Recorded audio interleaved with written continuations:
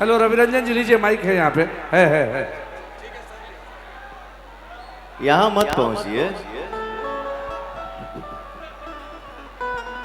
Hello, देखिए थोड़ा इसका बढ़ा दीजिएगा। कोयल यदि बाग में कूक दे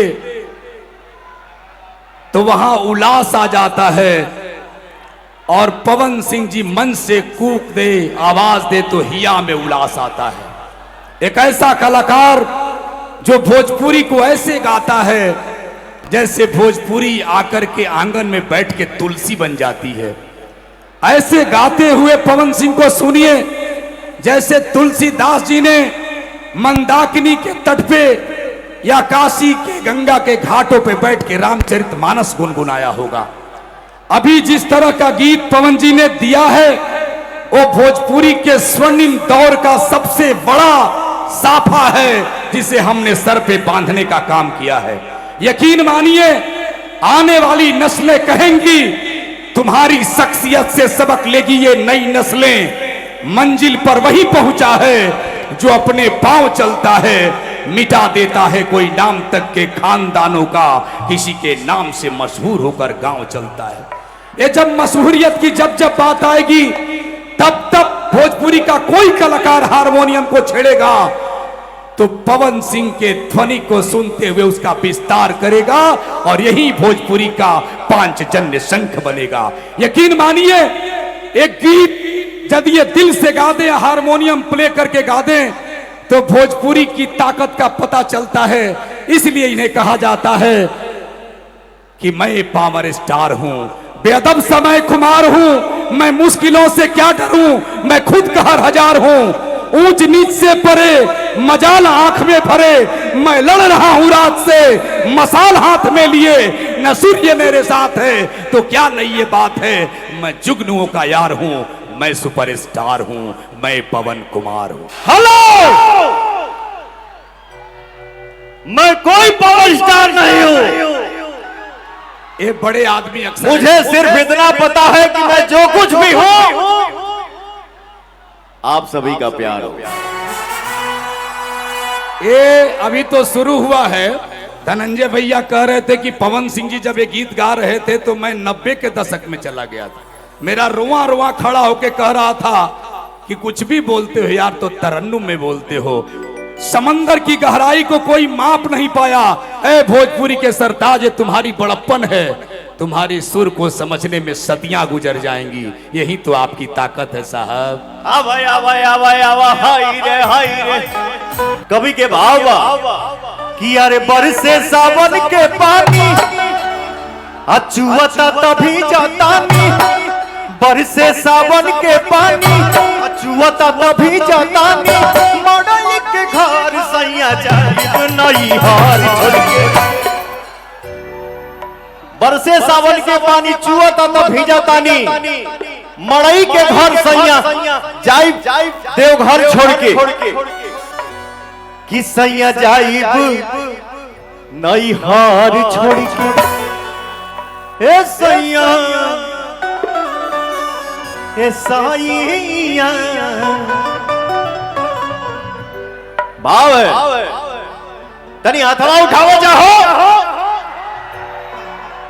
इस सैया जाइब नई हार छोड़ के, राउर देव घर सैया जाइब, राउर देव घर सैया जाइब नई हार।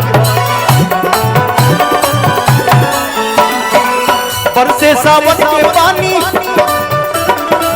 चुआता तभी जतानी, मड़ई के घर सैया जाइब देव।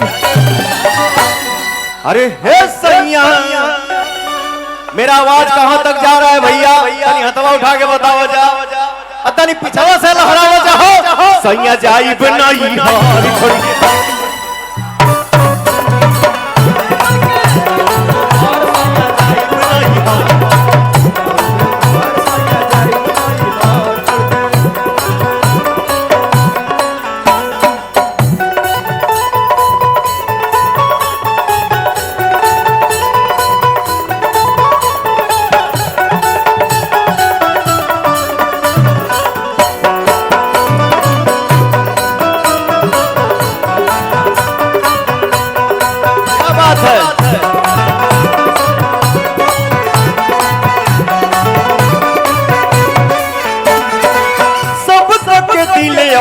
बनी ले भिखारी झूठा के मेला लगौले बहानी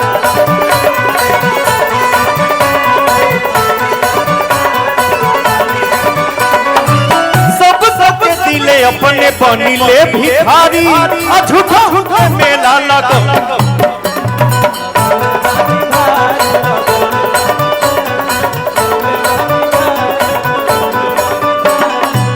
भुइया रमा बतानी जिंदगी बिता बतानी भुइया रमा बतानी जिंदगी रमा बतानी घर सैया जाइब नहीं छोड़ के हे सैया सैया जाइब नहीं हार छोड़ के राउर देव घर सैया जाइब राउर देव घर सैया जाइब नहीं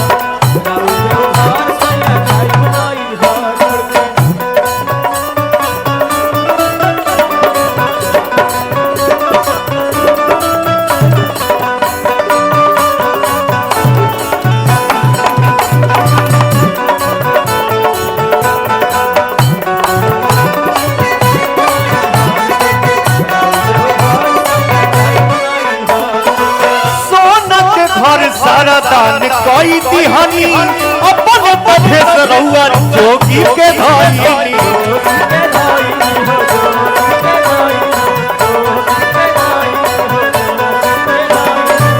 सोना के घर रहुआ दान कोई दिहानी अपन पठेस रहुआ जोगी के धानी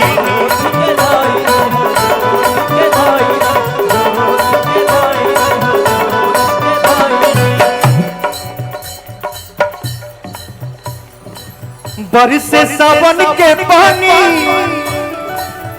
अचुअता तभी जतानी बरसे सावन के पानी अचुअता तभी जतानी मोड़े मोड़े घर सैया जाइब नहीं हार छोड़ के राउर देव घर सैया